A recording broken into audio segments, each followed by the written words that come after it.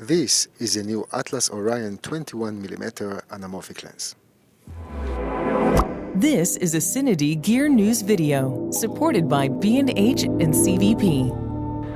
Hi, I'm Johnny from CineD and I'm here with Dan from Atlas. Dan, how are you?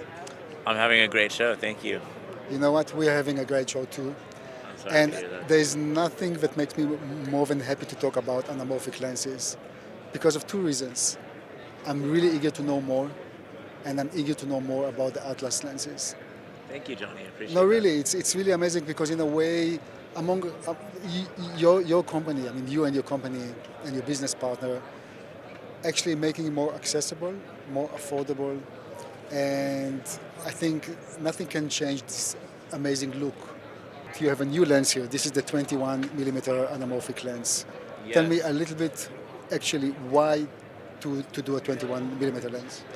I'm glad you asked. So, in the course of developing Atlas Lens Co. and the Orion series family of lenses, we have a 32 millimeter, 40 millimeter, 50 millimeter, 65, 80, and 100. And in the course of offering those lenses to people, people always ask, is it possible to get an even wider anamorphic lens? And we challenged ourselves beginning several years ago by starting on the development of a 25 millimeter anamorphic lens, which is uncommonly wide because your horizontal angle of view with a 2 times anamorphic like ours is effectively twice as wide as your vertical field of view. So with a 25, easy shorthand but not 100% mathematically way to explain that is it's somewhat equivalent to a 12.5 horizontal angle of view. And so in the course of developing that, we learned quite a bit about things that were possibilities for us. Learning is, part of the inherent culture at Atlas. Learning everything new every time we take a first principles approach, analyze our optical design, and then reanalyze it and continually optimize.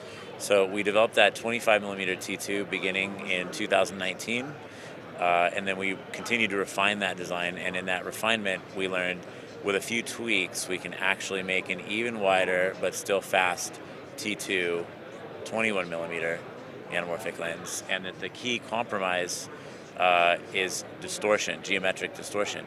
But what we believe from a kind of philosophical standpoint is that often when you're looking for an ultra-wide anamorphic, ultra-strong geometric distortion is a desirable characteristic. It becomes part of the personality of the lens, part of the personality of the environment, and then it's about finding where's the balance between what's acceptable and unacceptable in terms of storytelling or creativity.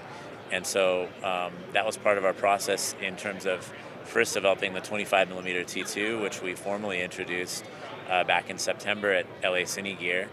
And that lens is $14,995. It's on pre-order now for a $5,000 deposit, and it should be shipping to initial pre-order holders before October 31st, 2022.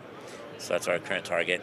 And then in that development process, we realized we could make the 21 millimeter T2. And so here at NAB 2022, we introduced the 21 millimeter. It's the widest front anamorphic group anamorphic lens with a 2 times squeeze in production in the world. Full frame or Super 35? So it's designed for 4x film or Super 35 formats, and it's equally welcome on both a film camera and a digital camera. So that was one of our original design constraints, is make these both compatible for film for traditionalists or very high-end movies or commercials where people want to use film, but also equally excellent on digital sensors. And that's one of the things that we find generally true in our belief is that vintage film lenses look really great on digital sensors from our standpoint. And so looking at classic lens design that works great for film, but has some optimizations for digital in terms of the angle of incidence of the rays, is kind of our secret sauce at Atlas. I never try to put in one sentence the following words: optical perfection and anamorphic. What is your stand about this? I think that's definitely one philosophical approach.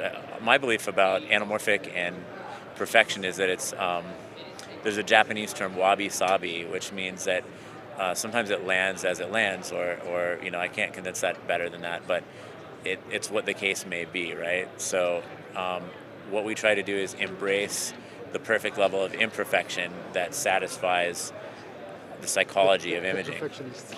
Yes, yes.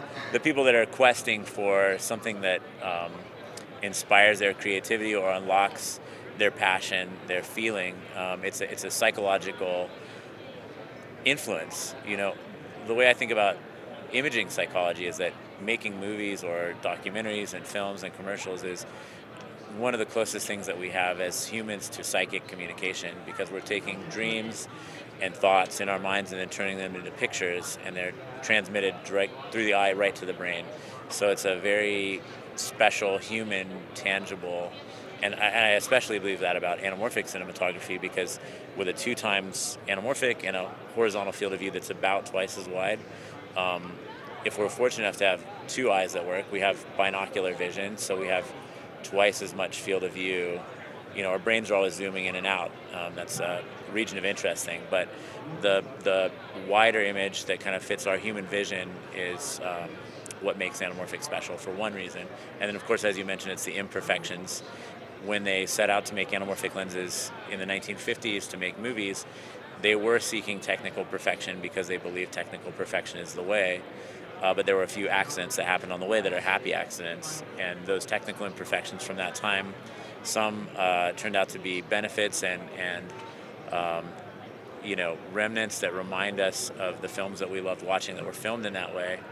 And some things like mumps, if you have a lens that loses anamorphic coefficient squeeze in close focus, kind of takes you out of the picture and makes you feel unusual about the people or objects you're filming. And so, I could go on and on for years about image psychology. And that's the thing. In So a nutshell. I'll move a bit forward and say that you're also a filmmaker.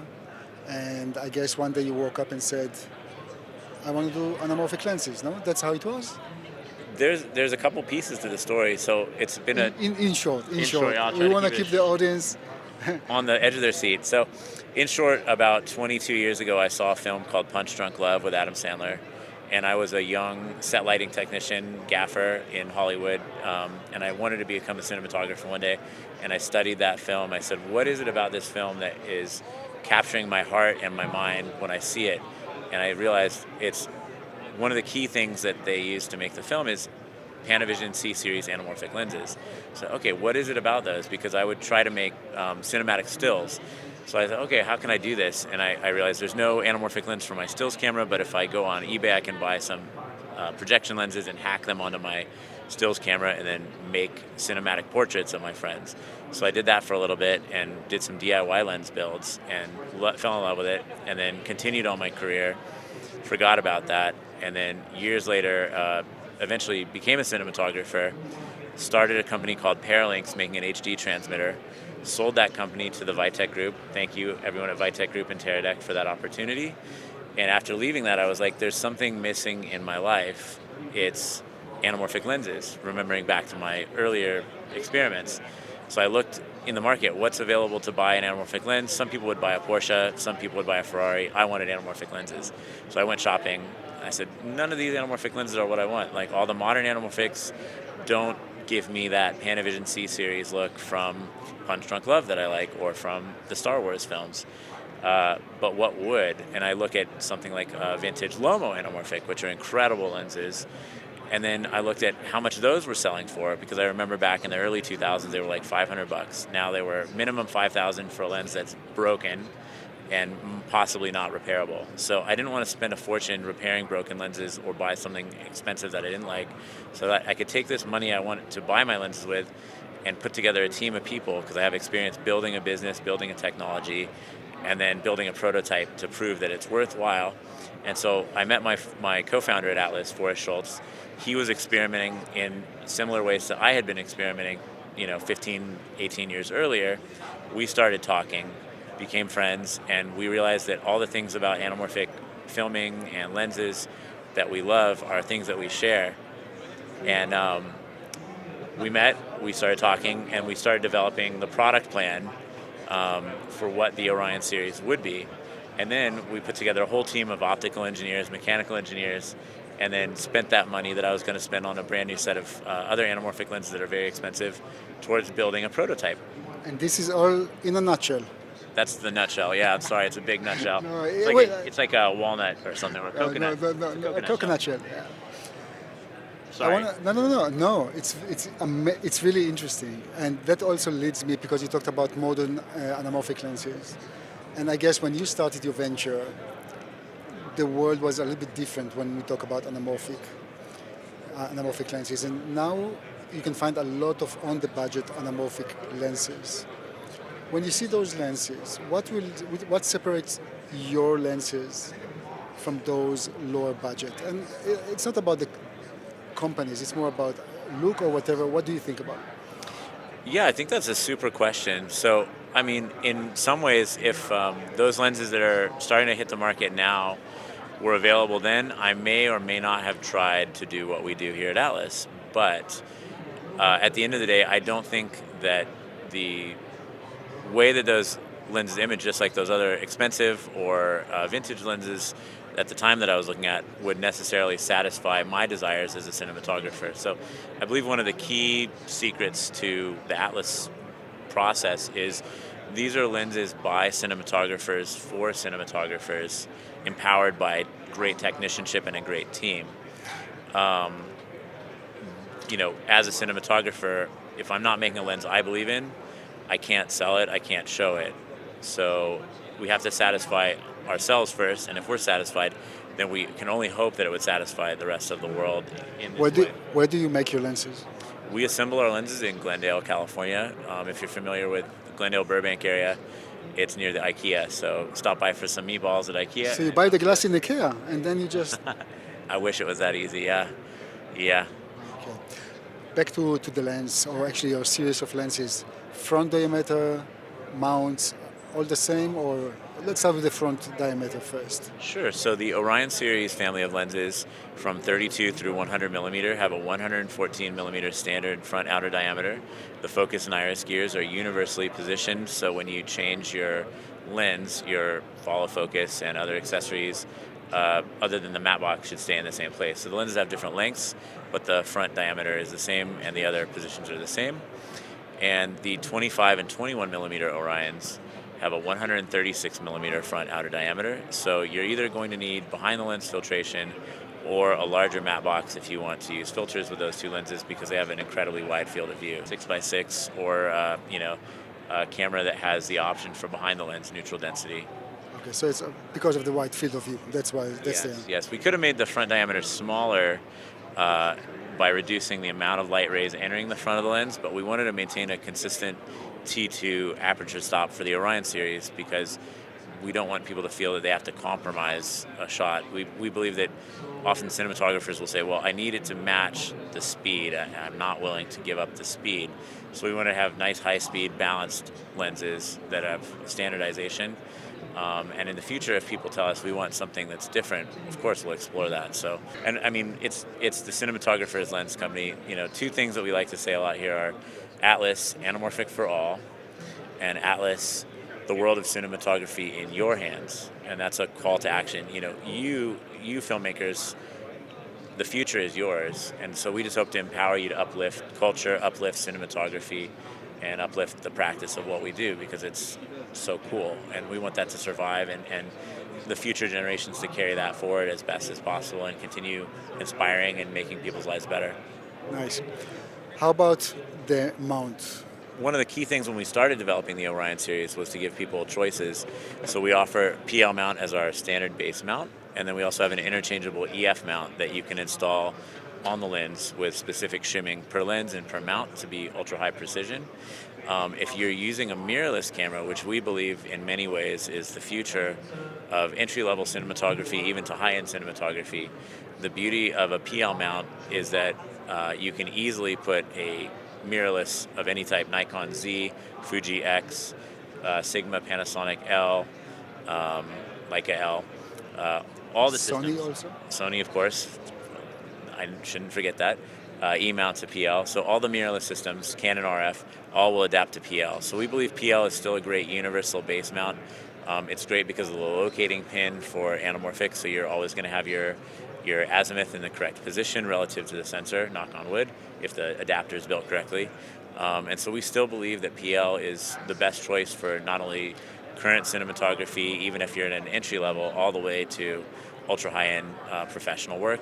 And one of our goals at Atlas is to create lenses that you can join your life and your experience at any time in your career, but that if you own them, they'll be something that you cherish and carry throughout your career and throughout your projects. And if you're renting them, that they're like old friends that come back to you. Very nice. Pricing and availability. Yes. So currently, the Orion series 32 through 100, a 6-lens set is $54,000. On individual basis, they're about $9,000 each.